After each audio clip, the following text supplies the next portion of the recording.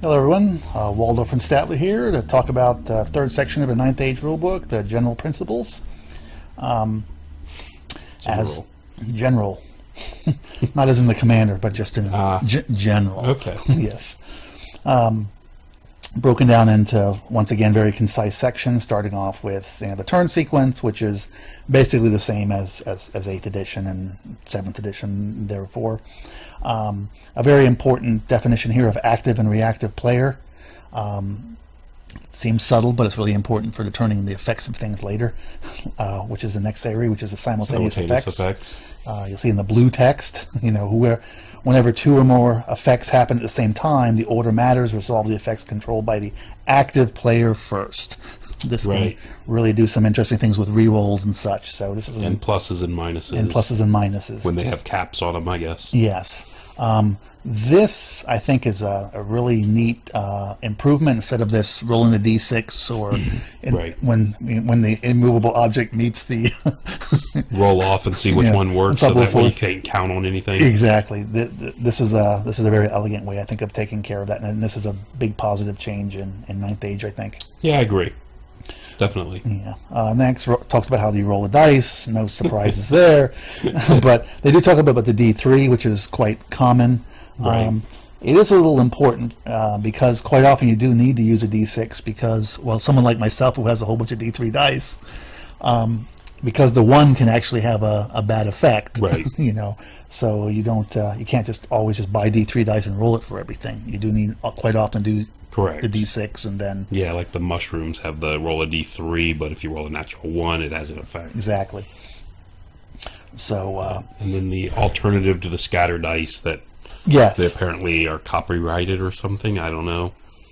Or just is it a simple way to do it for people that don't have the dice? This is kind of odd to me. I don't know if they're trying to get... Because they have a picture of the GW scatter dice here. That's true. And a lot of companies make scatter dice, so this is kind of strange to me why they would need this. I don't think a scatter dice is a GW only item. Maybe it is, but if it is, then why is there a picture of one? That's a good point. So yeah, so this one seems to be, or they're just trying to be helpful, so people don't have to buy scatter dice. I don't know. I guess if your local store doesn't carry scatter dice, I guess, and you can't find GW scatter dice, and the internet's not working on in your house, so yeah, so it could be any reason, but I mean, it's there for helpful. Yes. And then just how you use the scatter dice and the references is all kind of the same. The next section is interesting. It's basically the old templates. They did away, what's important, with the old flame template. That doesn't exist anymore. Correct. So you can throw those away if you still have them. Right. But they still have the 3-inch and the 5-inch template. Mm-hmm. And what they've added here is like a diagram. So depending on where you hit, you can actually do a quick count, at least in theory. If you get a direct hit, if you get a direct hit, you can say I was maximizing, and therefore you can refer to this chart. Right, and that kind of gets rid of some arguments that sometimes you'd have with people. No, you didn't touch this one. Yes, you did, and depending on how picky they wanted to be. Or well, the big thing was always how many 20mm guys a 3-inch templates hits. Correct. And it used to be the consensus was 21. Right. And now it's 22. If you noticed. Yes. It's just kind of odd. Yeah, well, it's because a lot of the old template matches was you would center the template on the model. Oh, correct. And what they've done here is they've actually optimized locations. It's usually towards the corner or toward the front or back. Because the center now is a pinpoint, not that whole, not the hole like it used to be. Right. And it clarifies that a 3-inch template does hit 5 cav bases wide, which was, helpful. Yes. Because some people didn't agree with that. Well, there was a challenge because the cab bases aren't actually an inch wide. I know. They're slightly under. Yes. Yeah.